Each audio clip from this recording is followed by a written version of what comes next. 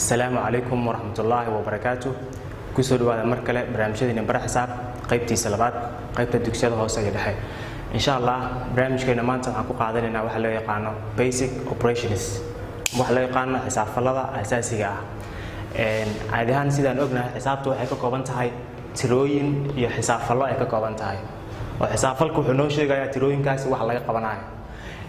سيد عادي وحنا يسنا واحد جبت أفر حساب فلا أساسية وسجين كلاجين isku dhafasho iyo isku qaybin okay hadaan ku hormarno oo kale sugeynta waxay noo sheegaysaa laba number inaan isu geeyno oo micnaheedu waxa waaye saddex meel taala hadii aan laba u geeyo intee noqonaysaa waaye okay hadii aan dhaho saddex loo geeyay labo micnaheedu waxay la mid tahay saddex meel taala laba u geeyo waxaan dhihi doonaa markaa 5 ay kula mid tahay dhihi doonaa okay kala goyntana ayadana waxay noo cadeynaysaa number meel yaala soo ka soo qaad 5 meel taala oo kale waxaad ka gooysaa labo 5 meel taala hadii laba laga gooyo waxa soo haraysa 3 ay soo harayso waxaan dhihi doonaa markaas 5 laga gooyay 3 waxa noo soo haraysa laba ayaan dhihi doonaa okay sidoo kale ku dhufashadana ayadana waxay noo sheegaysaa intee jeer ayaa number isku darayaa ama aan isu geenayaa isaga laftirkiisa su'aalahan hadii aan dhaho 5 lagu dhuftay 4 taas micnaheedu waxay ka dhigan tahay 5 waxa isu geeysaa 4 jeer isu geey waxaan ka wadnaa markaa 5 loo geeyo 5 waa 10 loo sii geeyo 5 kale waa 15 loo sii geeyo 5 kale waa 20 aan dhihi doonaa 20 ayaan dhihi doonaa sidoo kale qaybta oo kale ayadana waxaan ka wadnaa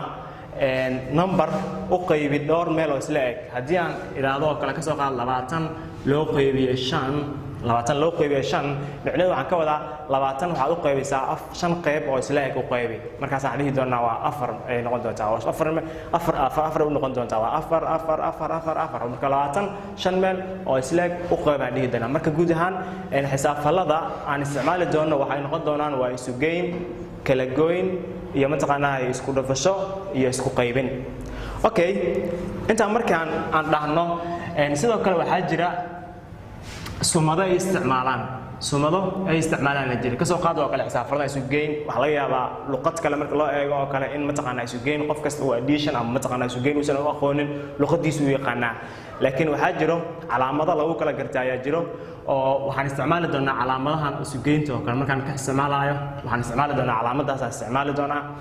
sidoo kale ka jarta oo kale ama kala goynta oo kale markaan iyada isticmaalayo waxaan isticmaali doonaa calaamadaas aan isticmaali doonaa sidoo kale xisaabada qaarkood waxa laga yaabaa inay hal calaamad iyo ka badan ay yeeshaan sida ku dhufashada oo kale waxaan isticmaali karaa calaamadan aan isticmaali karaa oo u taagan ku dhufasho laba number ama number isku dar integer dhowr jeer isla eg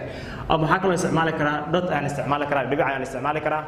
oo waxaan kale isticmaali karaa calaamadan kale loo yaqaan asterisk aan isticmaali karaa oo markaan ku darto oo kale waxaan dhihi doonaa labo loo geeyay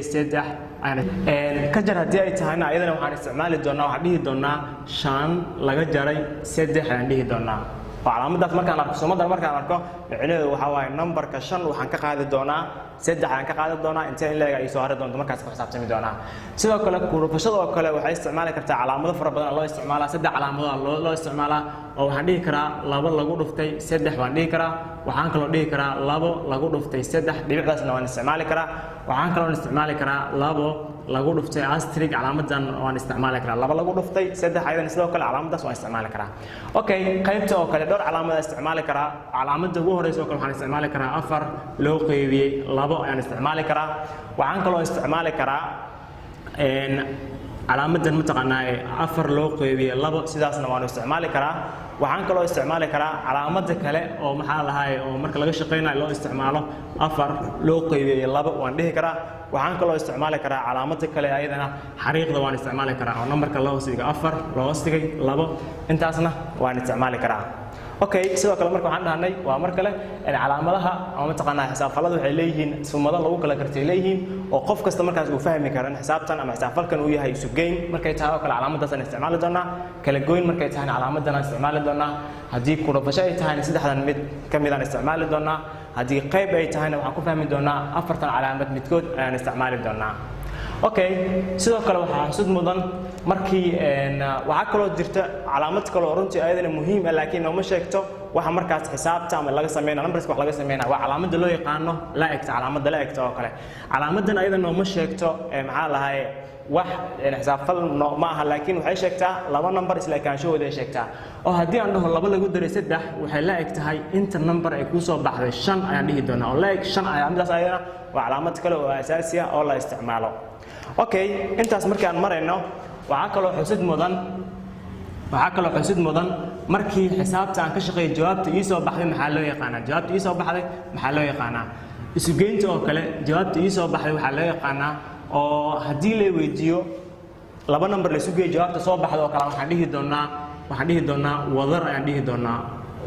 ayaan dhihi doonaa oo marka haddii lagu yiraahdo laba number ama laba tiro wadartoodu waa 5 mid kamid ah numberkaasina mid kamid ah labadaas tirana waa 2 ka kale muxuu noqon doonaa marka haddii wadar aan isticmaalno macnaheedu waxa waaye waa jawaabta isu geynta ka soo baxday oo haddii aan nahno oo kale 3 loo geeyo 2 waxay la mid tahay 5 markaas waxaan dhihi doonaa wadarta soo baxaysa waxay noqonaysaa 5 ayaan dhihi doonaa soo marka xisaabfalka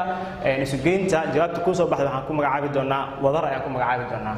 sidoo kale kala goynta oo kale jawaabta noo soo baxday waxaan ku magacaabeynaa faraqan ku magacaabeynaa faraqa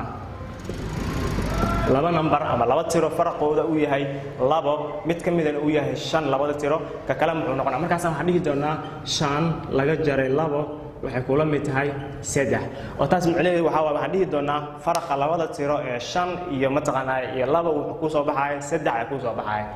okay ku dhufashada oo kale ayadana waxaan dhihi doonaa taran ayaan dhihi doonaa jawaabta noo soo baxday waxaan ku magacaabi doonaa taran ayaan dhihi doonaa oo taas macnaheedu waxa waaye laba tiro la isku dhuftay jawaabta ku soo baxday markaas waxaan dhihi doonaa taranta laba tiro ayaa kula mid ah 6 haddaba mataqaanaa labadaas tiro maxay noqon karaan markaas waxay noqon karaan labada tiro 2 lagu dhuftay 3 waxay kula mid tahay 6 markaas waxaan dhihi doonaa taranta labada number ama labada tiro 2 iyo 3 waxay kula mid tahay 6 marka taranta labada tiro 2 iyo 3 ay noola mid tahay 6 aan dhihi doonaa okay ayadana qaybta markaan ka hadlayno jawaabta oo kale waxaan dhihi doonaa ama jawaabta noo soo baxda qaybta ay noo soo baxday salahan waa maxay qaybta labada tiro markaas waxaan dhihi doonaa ka soo qaad qayb aan ku magacaabi doonaa jawaabta noo soo baxday laba number la isku qaybiyay markaas waxaan dhihi doonaa ka soo qaad 8 loo qaybiyay 2 waxay kula mid tahay 4 oo taas macnaheedu waxaan dhihi doonaa laba number qaybtooda ayaa ah 4 mid kamid ah waa 8 ka kale muxuu noqonayaa sidaas oo kale marka guud ahaan afarta xisaabfal asaasiga waxay kala yihiin waa isu geyn kala goyn isku dhufasho iyo isu qaybin sidoo kale afartaasna waxaan soo sheegay inay leeyihiin afar sumadood oo lagu garto waayo waxa kala duwanaan kara luqadda qof walba ama wadan walba uu isticmaalo laakiin waxaa jira sumado lagu kala garto hanaan sumadaha waxaa ka mid ah addition oo kale sumadaas u isticmaala kala goynta wuxuu isticmaalaa sumadan ku dhufashada oo kale sumadan iyo sumadaha kale aan soo sheegnay sidoo kale qayb haddii ay tahay waxaan isticmaalnaa sumadan afartan xisaabfal waa runtii asaasi qof kasta inuu barto iyo sida ay u howlgalaan intaasaan kusoo gabagabeynaa qaybtii labaad barnaamijyadeena bara xisaab qaybta dugsiyada hoose iyo dhexe intaan barnaamijkan oo kale ku kulmi doono waxaan kaga tagayaa sidaas iyo nabadgelyo